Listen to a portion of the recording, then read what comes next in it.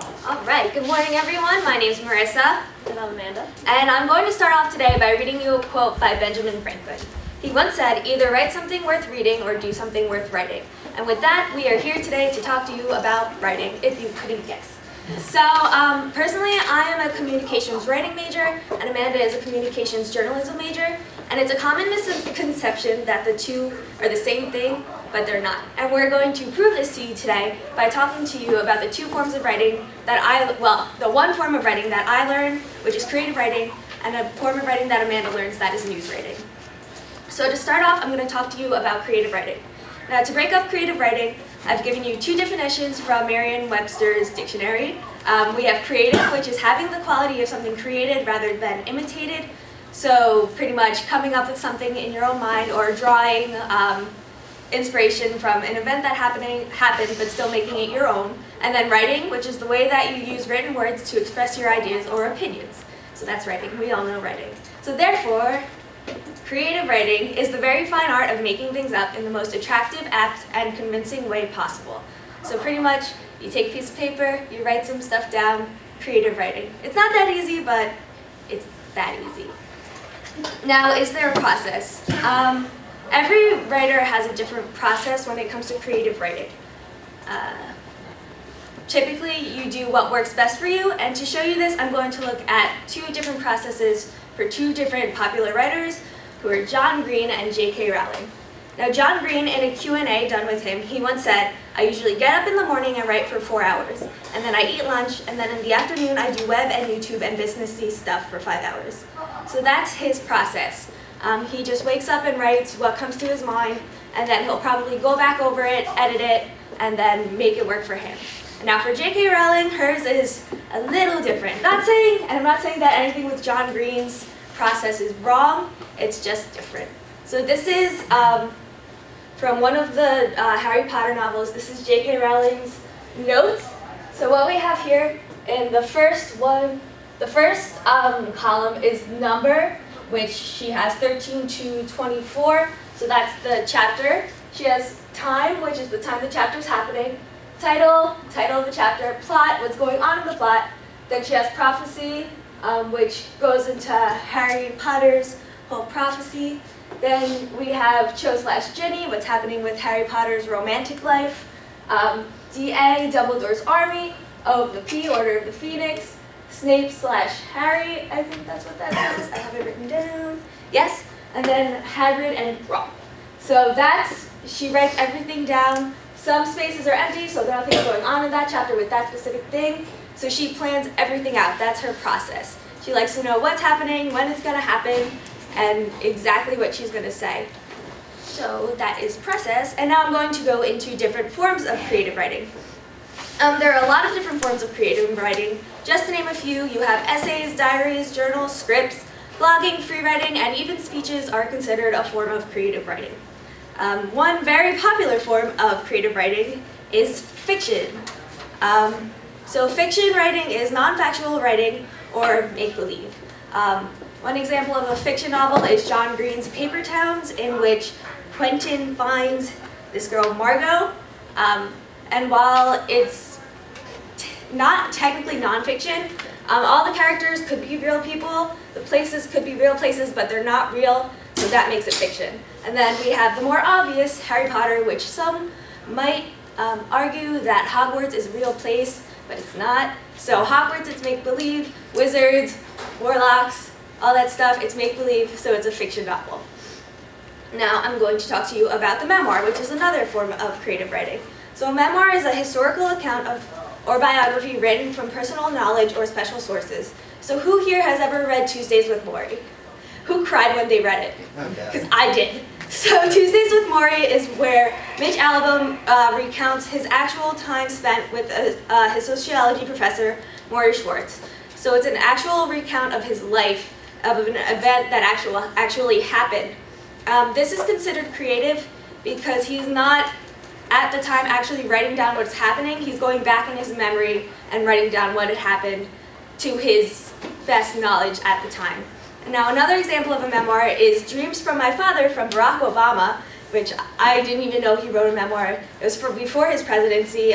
It's about his life up to his acceptance in Harvard, which is very interesting. So once again, this is a memoir because he's not journaling what's happening. He's going back in time, looking over what he remembers happened.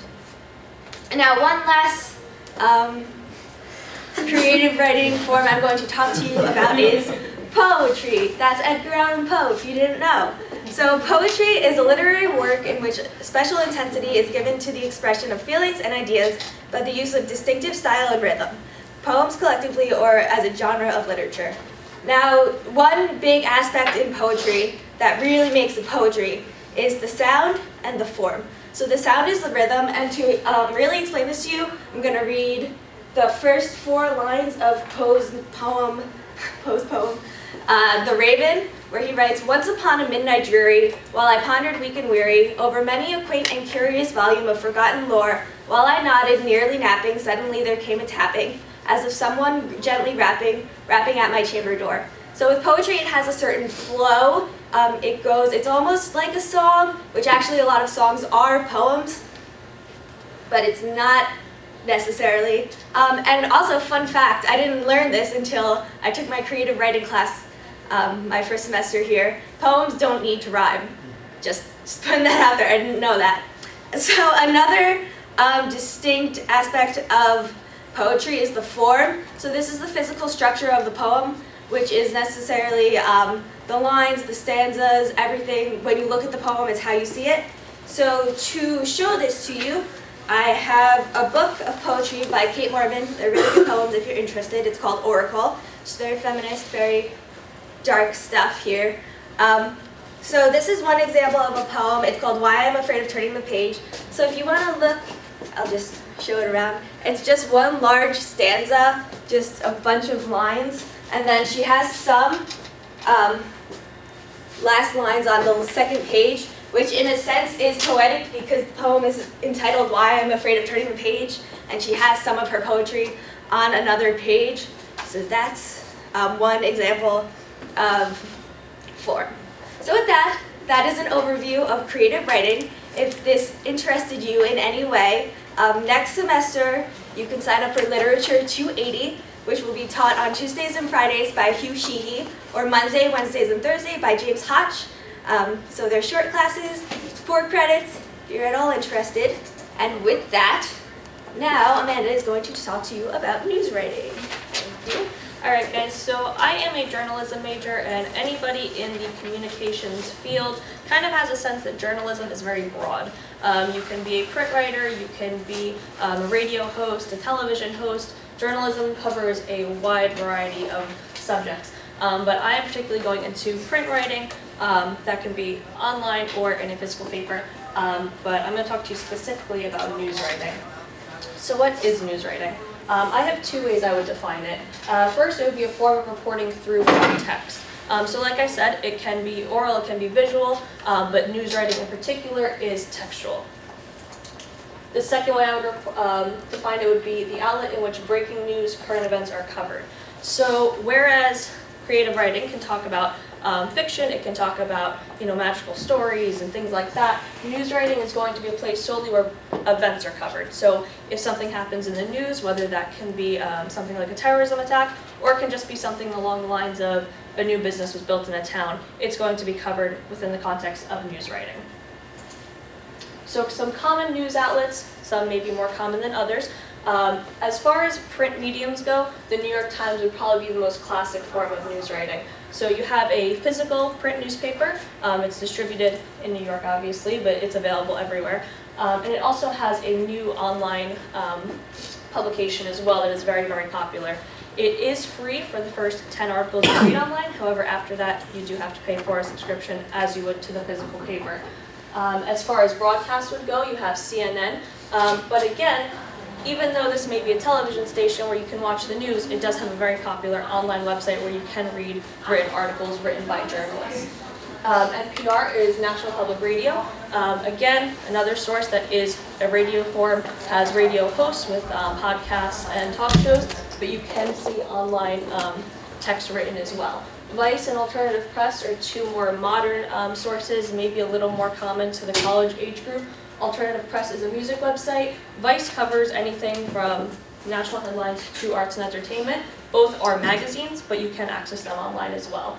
Relevant most to you guys would probably be the Rampo News. That is a free publication you can pick up pretty much anywhere on campus. Every building has copies pretty much everywhere.